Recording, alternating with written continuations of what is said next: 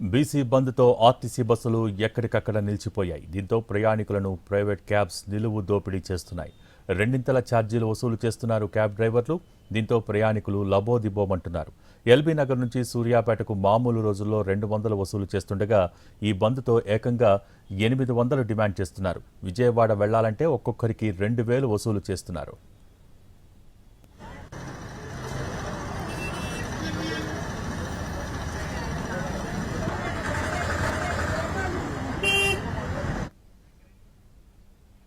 BC బంద్తో RTC బస్సులు ఎక్కడికక్కడ నిలిచిపోయాయి. దీంతో ప్రయాణికులను ప్రైవేట్ క్యాబ్స్ నిలువు దోపిడీ చేస్తున్నాయి.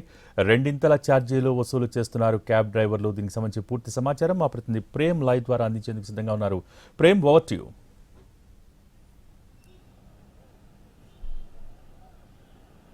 Thank you Bhogi. అటు ముఖ్యంగా ఏదైతే రాష్ట్ర వ్యాప్తంగా కూడా అటు బీసీలకు సంబంధించినటువంటి రిజర్వేషన్ అంశం నేపథ్యంలో కూడా ఈ రోజు అన్ని బీసీలకు సంబంధించినటువంటి బీసీ సంఘాలు కావచ్చు, అలాగే ఇతరత్ర రాజకీయ పార్టీలకు సంబంధించినటువంటి ఆ యొక్క సభ్యులంతా కూడా అటు తెలంగాణ మొత్తం కూడా ఈ యొక్క బంద్ను కూడా నిర్వహిస్తున్నటువంటి పరిస్థితులు కనిపిస్తుంది. ముఖ్యంగా అటు తెలంగాణ బంద్లో భాగంగా కూడా ఏ యొక్క డిపో నుంచి కూడా ఈరోజు ఉదయం అంటే తెల్లవారు గట్ల 5 గంటల నుంచే అటు డిపోలో నుంచి కూడా ఏ ఒక్క బస్సు కూడా బయటకు రాకుండా పూర్తిగా అటు అన్ని రాజకీయ పార్టీలతో పాటుగా కూడా వివిధ బీసీకి సంబంధించినటువంటి సంఘాల నేతలు కూడా ఆ యొక్క డిపోల వద్ద బస్సులను బయటకు రాకుండా కూడా పూర్తిగా ధర్నా చేసినటువంటి పరిస్థితి కూడా నెలకొన్నది. ఈ నేపథ్యంలోనే అటు ముఖ్యంగా ఇటు ఏదైతే ఇతరత్ర ప్రాంతాలకు ప్రయాణం చేసినటువంటి ప్రజలంతా కూడా తీవ్ర ఇబ్బందులకు గురవలసినటువంటి పరిస్థితులు కనిపిస్తుంది.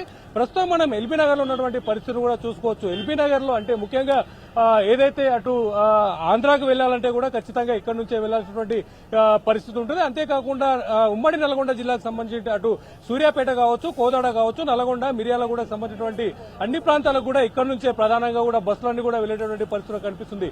సుమారు కిలోమీటర్ మేర ప్రతిరోజు ఇక్కడ బస్సుల రద్దీ కూడా కొనసాగుతూ ఉంటుంది. అటు ఈ నేపథ్యంలో ఈ రోజు యొక్క బస్సుల బంద్ ఉన్న నేపథ్యంలో కూడా పూర్తిగా ట్యాక్సీలన్నీ కూడా రోడ్డెక్కినటువంటి పరిస్థితులు కనిపిస్తుంది. కేవలం అంటే రోజు అటు బస్సులతో పాటుగా కూడా ఇటు క్యాబులు కూడా కొనసాగేటటువంటి పరిస్థితి కూడా నెలకొంటుంది. ముఖ్యంగా అటు బస్సులలో ఉన్నటువంటి రద్దీని తప్పించుకునేందుకు కూడా కొంతమంది ఒక క్యాబ్లను కూడా వినియోగించేటువంటి పరిస్థితి కూడా కనిపిస్తుంది. ఈ నేపథ్యంలోనే అటు ముఖ్యంగా ఈ యొక్క క్యాబ్లను రోజువారీగా నిర్వహించేటువంటి క్యాబుల్లో ప్రస్తుతం మనం సుమారుగా అటు నల్లగొండ కావచ్చు, అలాగే సూర్యాపేటకి రోజు నార్మల్ రోజుల్లో ఒక్కొక్కరికి 200 రూపాయల చొప్పున ఫేర్ తీసుకునేటువంటి పరిస్థితి ఉంటుంది. అలాగే అటు సూర్యాపేటతో పాటుగా కూడా కోదాడ, అలాగే విజయవాడ, కోదాడకైతే 300 రూపాయలు, విజయవాడకైతే 500 రూపాయలు తీసుకునేటువంటి పరిస్థితి కనిపిస్తుంది. కొన్ని లగ్జరియస్ కార్లు అయితే 700 రూపాయల వరకు కూడా విజయవాడకు వసూలు చేసేటువంటి పరిస్థితి ఉండేది. అయితే ప్రస్తుతం నువ్వు చూసుకోవచ్చు, ఈ యొక్క బస్సులు లేని సందర్భంగా కూడా ఈ యొక్క క్యాబ్ డ్రైవర్లు కూడా పూర్తిగా ఈ యొక్క ప్రయాణికులను కూడా కొల్లగొట్టేటువంటి ప్రయత్నం చేసినటువంటి పరిస్థితి కనిపిస్తుంది. కేవలం సూర్యాపేట కావచ్చు, అటు నల్గొండ వెళ్లేటటువంటి వాహనదారుల ఈ యొక్క వాహనాల్లో కూడా ఈ యొక్క ప్రయాణికుల దగ్గర కూడా సుమారుగా 500 రూపాయల నుంచి 800 రూపాయల వరకు కూడా వసూలు చేసేటువంటి పరిస్థితి కనిపిస్తుంది. అటు విజయవాడకి వెళ్లాలంటే మాత్రం ఖచ్చితంగా 1500 పైనే, అటు 2000 వరకు కూడా వసూలు చేసేటువంటి పరిస్థితి కనిపిస్తుంది. ముఖ్యంగా అటు దూర ప్రాంతాలకు వెళ్లాల్సినటువంటి వాళ్ళు, అంటే తప్పనిసరి పరిస్థితుల్లో వెళ్లేటటువంటి వాళ్ళు, అటు ప్రైవేట్ ఉద్యోగులు కావచ్చు, అలాగే ఏదైతే అటు కుటుంబ సంబంధించినటువంటి అంశాల నేపథ్యంలో ఇంతకుముందే మన కొంతమంది బాధితులు కూడా తెలియనటువంటి అంశాల నేపథ్యంలో కూడా వారి కుటుంబ సభ్యులకు సంబంధించినటువంటి ఒక కుటుంబ పెద్ద కూడా కాలం చేసిన నేపథ్యంలో కూడా తప్పనిసరి పరిస్థితుల్లో వెళ్లాల్సినటువంటి నేపథ్యంలో కుటుంబంతో కూడా వచ్చి ఇక్కడ వెయిట్ చేసినటువంటి పరిస్థితులు కనిపిస్తుంది. సుమారుగా 5 వ్యక్తులు ఉన్నటువంటి కుటుంబ సభ్యులతో అటు సూర్యాపేటకు వెళ్లాలంటే ఒక్కొక్కరికి 700 రూపాయల చొప్పున కూడా సుమారుగా 4-5 వేల రూపాయల వరకు కూడా ఖర్చు పెట్టేటువంటి పరిస్థితులు కనిపిస్తున్నది. చెప్పండి, ఎక్కడికి వెళ్తున్నారు, ఎంత ఫేర్ చెప్తున్నారు? మిర్యాల కూడా వెళ్తున్నాం అండి. ఫస్ట్ 1000 రూపాయలు చెప్పారు, తర్వాత 600కి వస్తున్నారు. ఓకే, మామూలు రోజులలో అయితే ఎంత తీసుకుంటారు? మామూలు అయితే 400-300 తీసుకుంటారు. మిర్యాలగూడకి. అవును. మీరు ఎక్కడికండి? నేను మిర్యాలగూడ. ఎంత తీసుకున్నారు? అంటే హుజూర్ నగర్ పోవాలండి. హుజూర్ నగర్ వెళ్ళాలి కానీ మనకు డైరెక్ట్ లేవు, అందుకోసమని మనం ఇటు క్యాబ్ డ్రైవర్ తో కూడా మాట్లాడే ప్రయత్నం చేద్దాం. చెప్పండి, మీరు అంటే మామూలుగా మనం ఏదైతే ఈ యొక్క ట్యాక్సీ ప్లేట్లతో పాటుగా కూడా కొన్ని వైట్ నెంబర్ ప్లేట్లు ఉన్నటువంటి వాహనాలు కూడా ఈ యొక్క ట్యాక్సీని కూడా నిర్వహించినటువంటి పరిస్థితులు కనిపిస్తున్నది. రెగ్యులర్ గా ఎంత తీసుకుంటారు, ఇప్పుడు ఎంత డిమాండ్ చేస్తున్నారు? సార్ రోజు పోయేటప్పుడు ఒక 400-450 తీసుకుంటాం.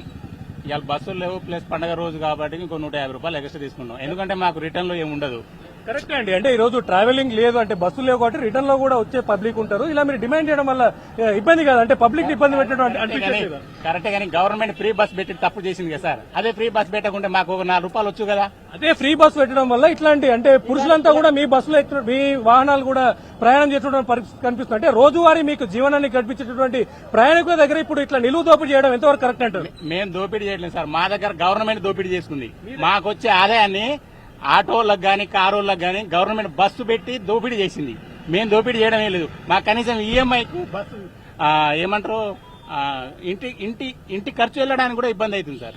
ప్రస్తుతం ఈ యొక్క అటు వాహనదారులు అయితే మొత్తంగా ఈ యొక్క ప్రయాణికుల దగ్గర తీవ్రతరంగా డబ్బులు కూడా వసూలేసినటువంటి పరిస్థితి కనిపిస్తుంది. మరికొంతమందితో కూడా ఈ యొక్క ప్రస్తుతం మనం చూస్తున్నాం ఈ యొక్క ప్రాంతంలో కూడా ఎటు చూసినా కూడా సుమారుగా కిలోమీటర్ మేరకు కూడా పూర్తిగా ఈ ట్యాక్సీలన్నీ కూడా వచ్చి చేరినటువంటి పరిస్థితి కనిపిస్తుంది. మనం ప్రస్తుతం చూసుకోవచ్చు ఇటు మార్కెట్ లో ఏదైతే మనకు కామన్ గా అటు ట్యాక్సీ నిర్వహించాలంటే ఖచ్చితంగా ఎల్లో పేట్ ఉండాల్సినటువంటి పరిస్థితి కూడా ఉంటుంది. అయినప్పటికీ కూడా చాలా వరకు ఈ యొక్క ఎల్బీ నగర్ లో యొక్క ట్రావెలింగ్ సంబంధించి ఒక ట్యాక్సీల దందా కూడా నిత్యం కొనసాగుతున్నటువంటి పరిస్థితి కనిపిస్తుంది. మనం వైట్ నెంబర్ ప్లేట్ తో ఉన్నటువంటి ఒక వాహనాన్ని కూడా చూసుకోవచ్చు. ఈ యొక్క వైట్ నెంబర్ ప్లేట్ తో ఈ యొక్క ట్యాక్సీలు నిర్వహించినప్పటికీ కూడా ఒక్కొక్క బండిలో ముఖ్యంగా 7 నుంచి 8 మందిని ఈ యొక్క వాహనాల్లో తీసుకెళ్లేటువంటి ప్రయత్నం కూడా చేస్తుంటారు. ఏదేమైనప్పటికీ కూడా అటు ఆర్టీఏ అధికారులు కూడా దీనిపై దృష్టి పెట్టాల్సినటువంటి అవసరం ఉన్నప్పటికీ కూడా మొత్తానికి ఈ యొక్క ట్యాక్సీ కేవలం అంటే ఇటు డిస్టిక్ లకు వెళ్లేటటువంటి వాహన ప్రయాణికులంతా కూడా ఈ యొక్క ట్యాక్సీల ద్వారా దోపిడీకి గురవుతుంటే అటు సిటీలో తిరిగేటటువంటి వాళ్ళు కూడా అటు ఓలా ఊబర్ లాంటి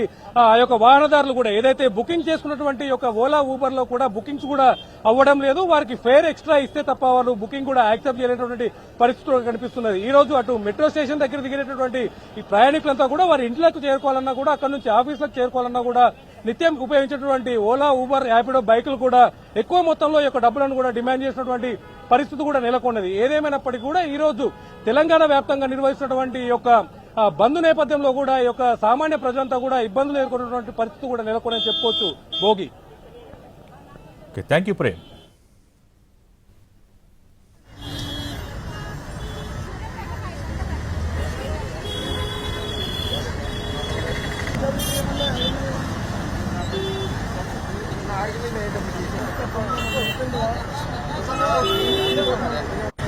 నా దగ్గర 900 లేదు.